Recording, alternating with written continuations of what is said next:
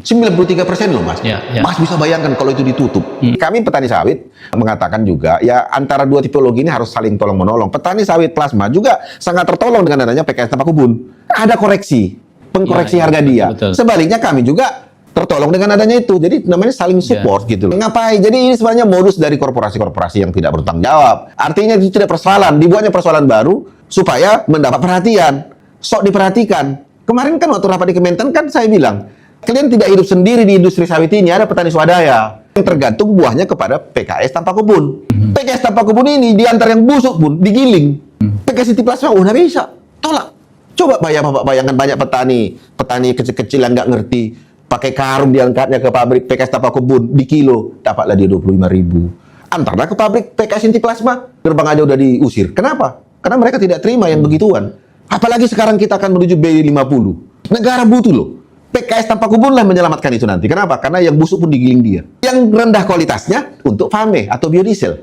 Kalau semuanya pakai PKS Inti Plasma, kurang Pak. Saya mengatakan 30% produksi Indonesia itu terhemat gara-gara ini. Kenapa? Karena 30% itu banyak buah rusak, buah busuk diantar petani ke pabrik. Ini tidak terima, tapi diterima. Kan saya bilang jangan macam-macam. Siapa yang menyuarakan tutup PKS Tapak Kebun, pengkhianat itu. Dia ingin merusak program Bapak Presiden Prabowo untuk melihat energi loh. Dan jumlahnya cukup banyak. Banyak Mas, itu saya curiga loh. Ada di belakangnya ini yang memang merusak citra pemerintah. Nggak masuk akal. Siapapun ditanya sejauh mana peran PKS Tapak Kebun. Kalau nggak, saya kan Mas ada buah saya yang bermitra Mas.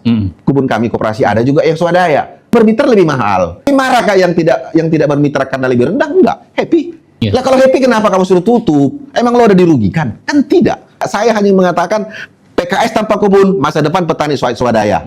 Tolong jangan ganggu kami. Kalau kau ganggu kami, kau pun akan kugas. Kan gitu lagi kan? Sama beriring. Dan itu hanya tanggapan sekian orang kok yang sok cari buka perhatian supaya dilihat bapak dirutnya atau owner perusahaannya hebat. Padahal nggak lebih daripada omon-omon gitu loh.